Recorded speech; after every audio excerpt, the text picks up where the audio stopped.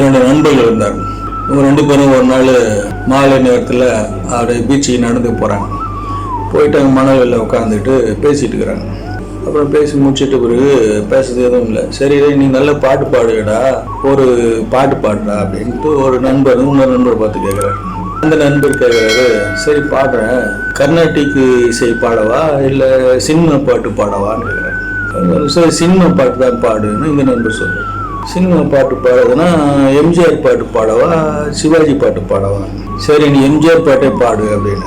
எம்ஜிஆர் பாட்டு பாடுறதா இருந்தால் தனியாக பாடுற பாட்டாக பாடுறதா இல்லை அவர் ஜோடியாக சேர்ந்து பாடினாரா அந்த மாதிரி பாட்டு பாடவா? சரி நீ ஜோடியாக சேர்ந்த பாட்டு தான் பாட அப்படின்னு. எம்ஜிஆர் சரோஜதை பாடின பாட்டு பாடட்டா இல்லை எம்ஜிஆர் பானுமதி பாடின பாட்டை பாடுறான்னா? நண்பர்கள் அப்போ ஒரு மாதிரி ஆகிப்போச்சு. அப்பயும் என்ன பண்ணாரு, சரி எம்ஜிஆர் சரோஜதை பாடின பாட்டு தான் பாடு.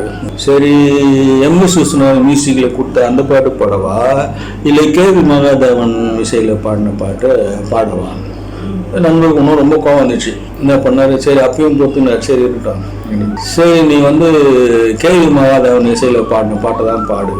1960க்கு முன்னால் வந்த பாட்டை பாடவா இல்லை அதுக்கு பின்னால் வந்த பாட்டை பாடவான்னு இந்த நண்பருக்கு ரொம்ப கோவம் வந்துச்சு. உன்னை பாட்டு பாட கேட்டதுக்கு என்னை செருப்பாலே வச்சுக்கிட்டேன். உன் செருப்பாலே என் செருப்பாலே.